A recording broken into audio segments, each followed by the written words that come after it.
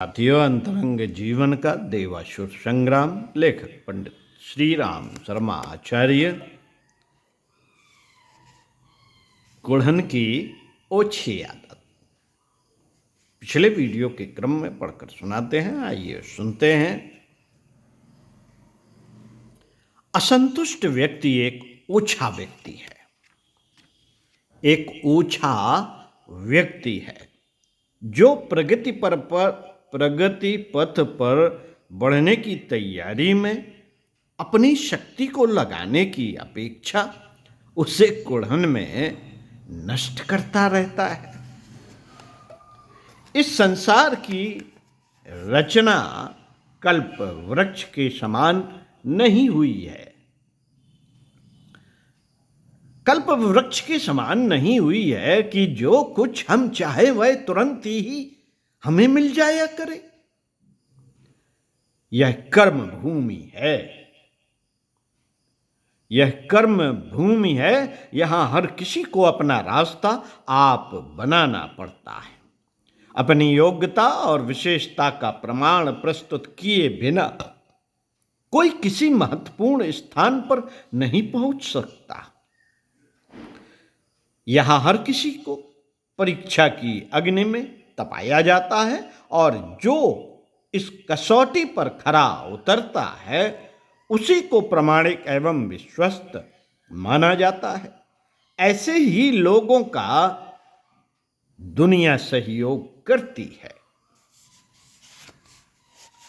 और उसे ही प्रगति के प्रवेश द्वार में घुसने की अनुमति प्रदान करती है। कुढ़न और असंतोष किसी भी व्यक्ति के कुपात्र होने का सबसे बड़ा प्रमाण है। कुपात्रों का टूटे और गंदे बर्तनों का स्थान सदा कूड़े के ढेर में रहा है। हम भी यदि अपनी कुपात्रता सिद्ध करेंगे तो सम्मान के स्थान पर नहीं पहुंचने दिए जाएंगे, कीड़े के ढेर में ही पड़े रहेंगे। मित्रों, यह संसार का नियम है कि हंसमुख, प्रसन्नचित्त, आशावादी, उत्साही और संतुष्ट व्यक्ति के पीछे पीछे लोग फिरते हैं, क्योंकि हर व्यक्ति अपने जीवन में कुछ दुख और चिंता छिपाए बैठा रहता है। वह अपना मन हल्का करने के लिए ऐसा सहारा ढूंढता है जहां उसके घावों को कुरेदा न जाए, मरहम लगे। मनोरंजन के लिए लोग इसलिए अपना बहुत सा समय और धन खर्च करते हैं। सिनेमा, खेल, तमाशे, मेले, ठेले, शहर, यात्रा आदि मनोरंजनों की आवश्यकता इसी दृष्टि से मानी जाती है। उनके दूसरे लाभ भी हो सकते हैं, पर प्रधान उद्देश्य यही रहता है। प्रधान उद्देश्य यही रहता है। यही आवश्यकता लोग उस व्यक्ति से पूरी करना चाहते हैं जो संतुष्ट और प्रसन्न दिखता है।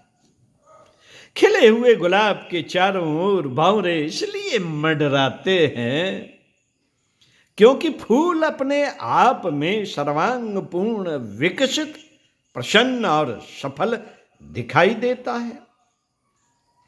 सूखे, मुरझाए, कुचले हुए और सड़े गले फूल पर भंवरा तो क्या, कोई मक्खी भी नहीं बैठती। उसे उपेक्षा, उपहास और तिरस्कार के गर्त में फेंक दिया जाता है।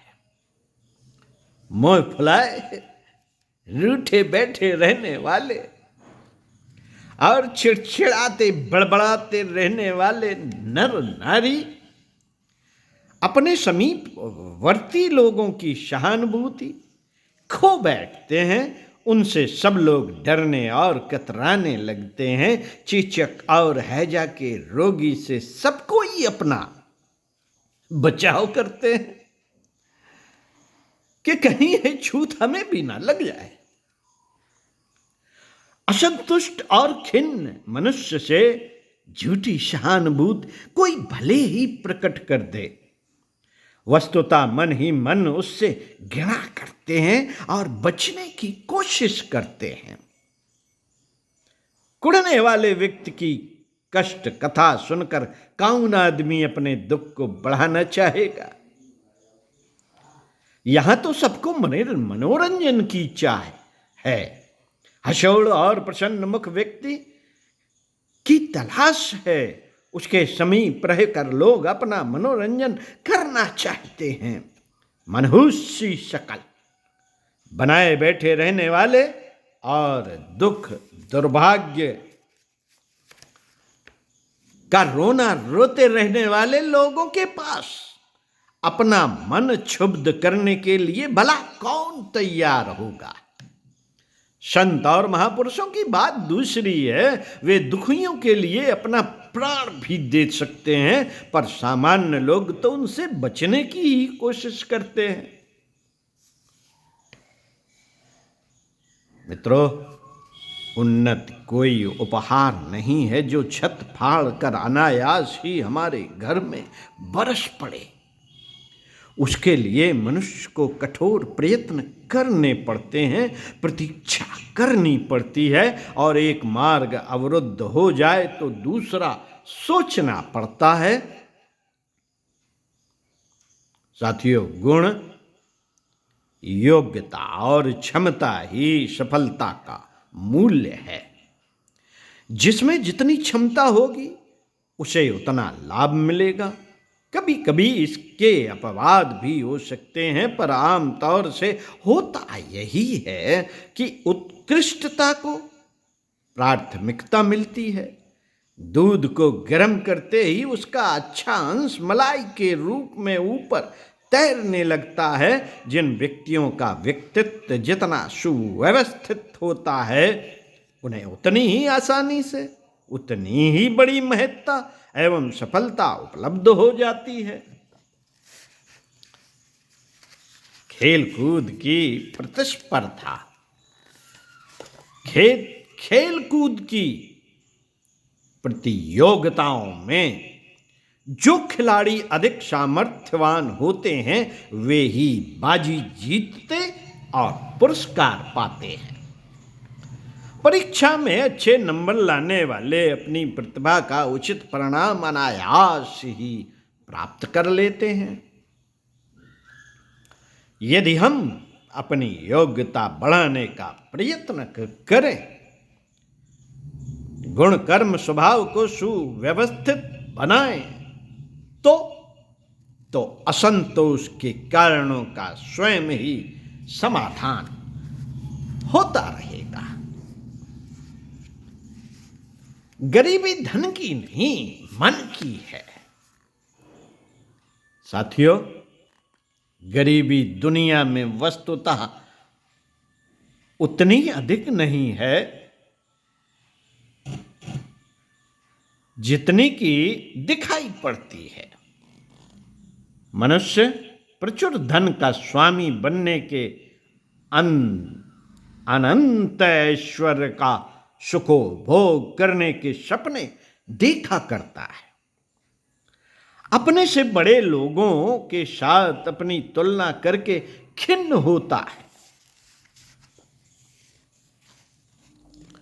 खिन्न होता है कि मैं भी इतना ही बड़ा क्यों ना हो जाऊं।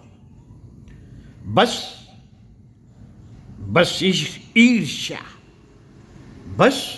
ईर्ष्या और तृष्णा की आग प्रचंड वेग से हमारे मन में जलने लगती है।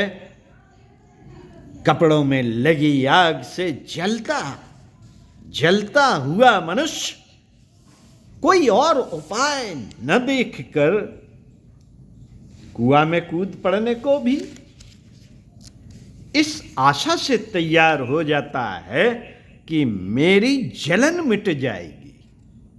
इसी प्रकार जिसका मन महत्वाकांक्षाओं की तृष्णा में बुरी तरह जल रहा है, उसके लिए कुकर्म के कुएं में कूद पड़ना भी कुछ आश्चर्य की बात नहीं। मनुष्य अनेकों वस्तु चाहता है। अपने से बड़े और सुखी संपन्न स्थिति के लोगों को देखकर यह इच्छा उत्पन्न होती है कि हमारे पास भी इतना ही वैभव और ऐश्वर्य क्यों ना हो।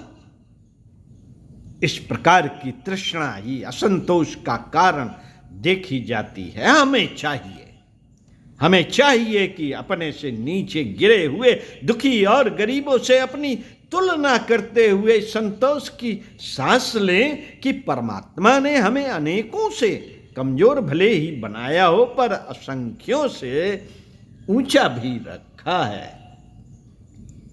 असंतोष के यदि 10 कारण जीवन में होते हैं तो 100 कारण संतोष के भी होते हैं। जो कुछ संतोष के कारण हमें प्राप्त है उन पर विचार करें और उनसे अपना चित्त प्रसन्न रखने का प्रयत्न करें तो दृष्टिकोण के बदलते ही मन की खिन्नता का प्रत्यावर्तन प्रसन्नता और उल्लास में हो जाता है। मन की खिन्नता का प्रत्यावर्तन प्रसन्नता और उल्लास में हो जाता है। हर इच्छा किसी की भी पूरी नहीं होती, ना हुई है। सबको जो कुछ है उसी पर सब्र करके अधिक प्राप्ति के लिए प्रयत्न करते रहना पड़ता है। यही क्रम शांतिदायक है। इसी को अपनाकर हम संतोष के अधिकारी बन सकते हैं।